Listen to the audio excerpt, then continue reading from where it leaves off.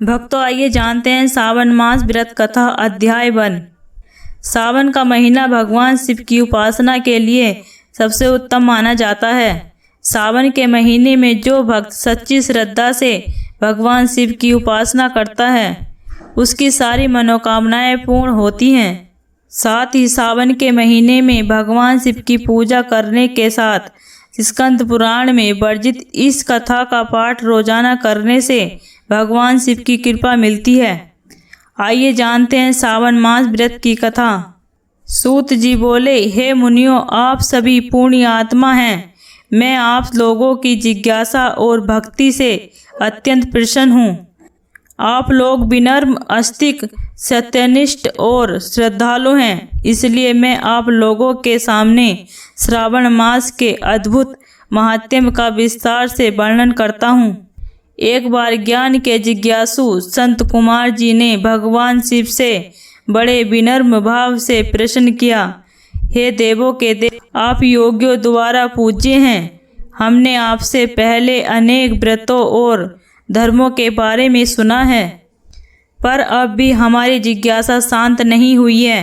हे महादेव, 12 मासों में से श्रेष्ठ कौन सा महीना है जो आपके मन को अत्यंत प्रिय है, जिसमें किया गया कोई भी कार्य अत्यंत गुणफल देता है? कृपा करके उस माह का विस्तार से वर्णन करें और उसमें होने वाले सभी धर्म और व्रत भी बताइए।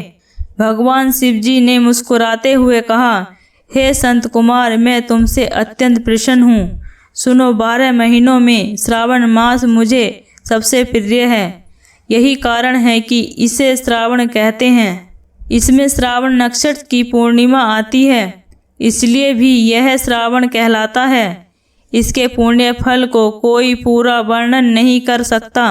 ब्रह्मा ने इसके लिए 4 मुख लिए, इंद्र ने 1000 नेत्र पाए और शेषनाग ने सहस्त्र जीवाएं पाईं।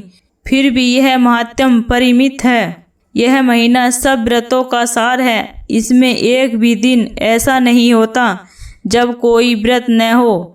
हर तिथि और दिन विशेष पुण्यकारी माने जाते हैं। श्रावण में व्रत करने वाला कोई भी व्यक्ति, चाहे वह ब्रह्मचारी हो, गृहस्थ हो, वानप्रस्थी हो या सन्यासी, सभी को इसका अद्भुत फल प्राप्त होता है।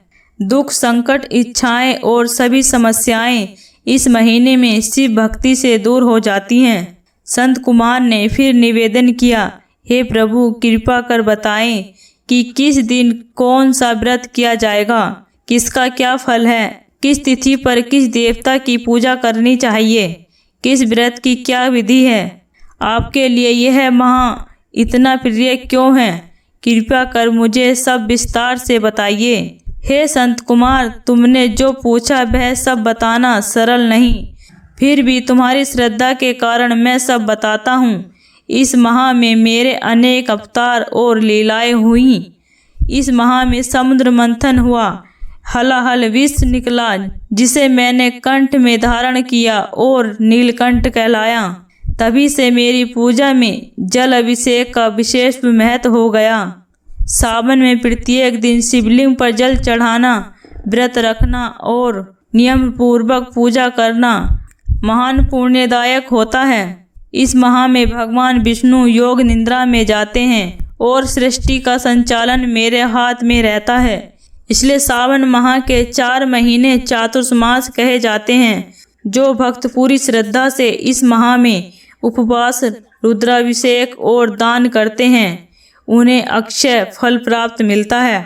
इसी माह में पीपल के पेड़ को भी विशेष माना जाता है, क्योंकि त्रिदेव का निवास उसी में माना गया है, ब्रह्मा, विष्णु और मैं स्वयं। हे संत कुमार, जान लो, केवल मेरी पूजा से 5 देवों की पूजा पूर्ण मानी जाती है। मेरी शक्ति दुर्गा, गणपति, सूर्य, श्री हरि सभी मेरे रूप में समाहित हैं। मैं शिव हूँ, कल्याण स्वरूप और हर हूँ, पापों का नाश। इस प्रकार सावन माह में किया गया हर तप, व्रत, दान और पूजा कई गुना फलदायक होता है और मोक्ष देने वाला भी होता है।